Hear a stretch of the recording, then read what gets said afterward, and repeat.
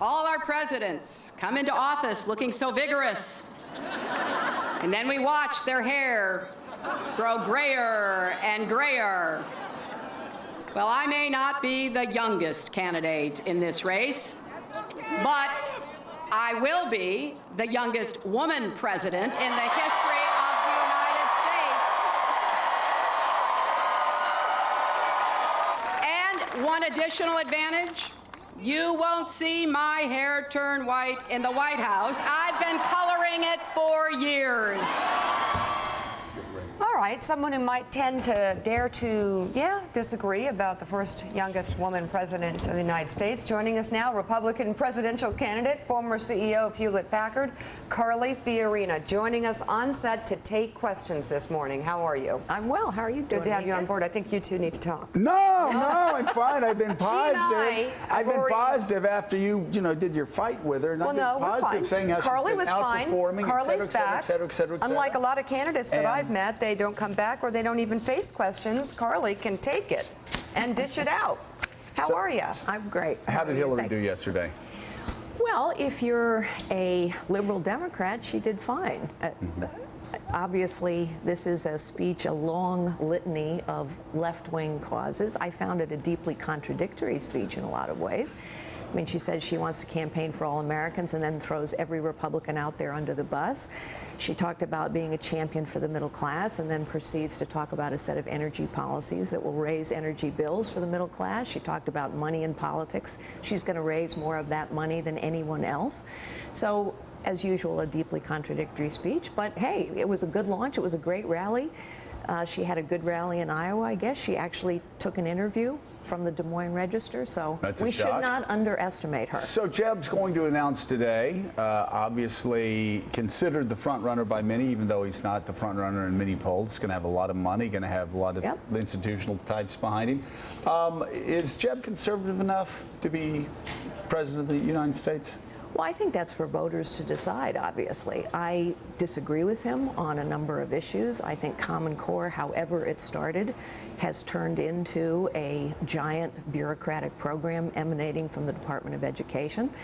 I disagree with him on immigration, as do many others in the party, but the voters are going to have to decide. What's your view on immigration? Well, I think we have to do some really basic things first. People have lost faith in government. That's why 82% of the American people now think we have a professional political class that cares more about its power, privilege, and position than doing the people's work. And let's just start with the fact that we've never secured the border under either Republicans or Democrats. This isn't rocket science. So start by securing the border. Yes, we absolutely have to do that. Is there a pathway to citizenship? Well, in my view, we also have to fix the legal immigration system, which has been broken for about 25 years now. Everyone talks about comprehensive solutions, but nobody starts with the basics. My own view is if you have come here illegally and stayed here illegally, that you don't get a path to citizenship. What about legalized status? Well, I think legal status is a possibility for sure. I think their children maybe can become citizens, but my own view is it isn't fair to say to people who have played by the rules, and it takes a long time to play by the rules, that, it just doesn't matter. Last time you were on, I challenged you on your credentials as they pertain to being able to attack Hillary Clinton, and we talked about that. I'm going to ask it a different way now. What do you draw from your experience and credentials that you think would make you an effective president? Well, I understand the economy. I understand how the world works and who's in it. I know more world leaders on the stage today than anyone running, with the possible exception of Hillary Clinton, although I didn't do photo ops with them. I had private meetings with them. I understand bureaucracies and what it takes to move them, because our government is one giant, bloated, unaccountable, corrupt, inept bureaucracy now. I understand technology. I understand that guarding a server with Secret Service agents doesn't keep it from being hacked, for example. And I understand executive leadership, which is making a tough call in a tough time for which you're prepared to be held accountable. I think those things I just named are what's required to do the job of President of the United States now. Really? Carly, as someone who's run a major American corporation, has spent a lot of time in the private sector and knows how efficient that can be, what is it about this job of president that appeals to you, given what you've just described, this big bloated bureaucracy that you'd have to oversee? Why would you want that job? Well, I do think that we are crushing the potential of this nation now. I think human potential is the only limitless resource we have, and it's the only resource we need. And when I say crushing potential, we have tangled people's lives up in webs of dependence that have gone on for decades in this government. This bureaucracy is inept. I mean, think about it. How long has the Veterans Administration not been serving our veterans? How long has the IRS been unaccountable? This latest hack from the Chinese, we should be able to deal with that. When I chaired the advisory board at the CIA, we knew 10 years ago that the Chinese had a major strategy to hack into federal government databases. It's inept, and I believe I have a set of experiences. I understand how you move bureaucracies. I think there are a lot of politicians who maybe know how to give speeches and know how to vote, but moving a bureaucracy is a very difficult task, and I think we need to lift the weight of this government, the ineptitude of this government, off the potential of this nation for every American. Okay, Harold has a three-part question, and he agrees with you on everything you've said. Go ahead. You raised a lot of interesting points. Give me one example of how you would move a bureaucracy to deal with, you talked about the hacking challenge we face, and I assume, presumably you mean in the intelligence space. Give me one tangible example. Well, for example, we need to go to some version of zero-based budgeting. You know that all we ever talk about in appropriations hearings is the rate of increase over last year's budget. That's why every government agency has gotten bigger for the last 40+ years under Republicans and Democrats alike. We're not prioritizing how we spend our money. In particular, with the Chinese hacking, we need a very robust defense.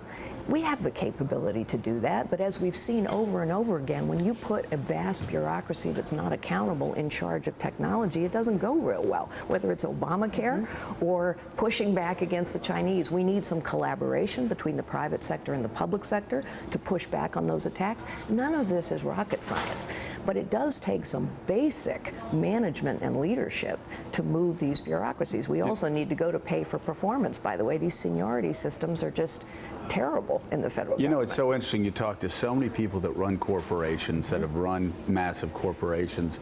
We were talking to Indra Nooyi, and you know, she was just basically saying, why don't they do zero-based budget? Yes, why don't they have to justify every dollar they spend, start over every year from the beginning, and if they can't justify it, they can't take taxpayers' dollars. It makes so much sense. It's not a Republican issue. That's not a conservative issue. That's just.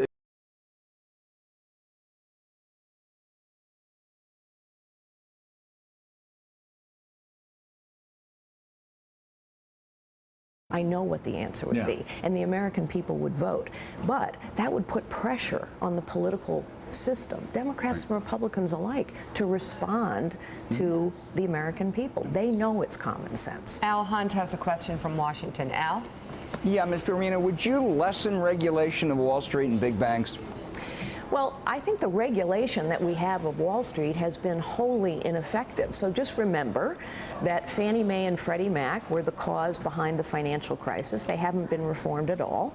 Remember that we had 24 or 25 federal government agencies supposedly minding the store during the crisis. None of those have been reformed. And remember as well that the consequence of Dodd-Frank is 10 banks too big to fail have become 5 even bigger banks too big to fail, and meanwhile hundreds, if not thousands, of community banks have gone out of business. That's a big problem because community banks are where small and new and family-owned businesses get their loans. Those loans are drying up, which is why we are now, one of the reasons now, we are destroying more businesses and we are creating for the first time in U.S. history.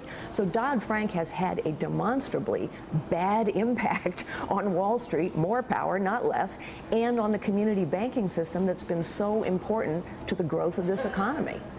Carly Fiorina, very good to have you on Thank you so the much. set. Thank you so Great to much. be with What have you. I been? I'm just curious, guys. What have I been saying around the set about her? Love her. Carly? He does talk about CPAC constantly and how you were. Carly, do you what did feel you call that her? way? Rock star there? Rock star. I call her a rock star. I say you gotta watch out for Carly Fiorina. True. She comes up on the set. She goes, "You always say bad things about me." I did not say that. You're putting words in my mouth. That's what I do. I'm No, a politician. I said what Said the you worst did. person I've ever met in my life, and I was shocked. No, Started Joe, crying. what I said What'd you say? was you discount me and you underestimate I me. do not That's what discount. I said. That's what she said. I watched. Do I discount her? happened. Do I discount her? I think she made a point. I think that she perhaps needs to make sure she's not discounted, and she went right at you and said so. So there you go, and I don't think you will now. I don't discount you. Carly, thank you for coming on. You heard it here, folks. All right. Thanks a lot. Thanks. Great to have you on. Really appreciate you coming Still back. ahead, we'll swing back down to Florida ahead of Jeb Bush's big announcement. And Mark Halpern is standing by there. Morning, Joe. Back in a moment.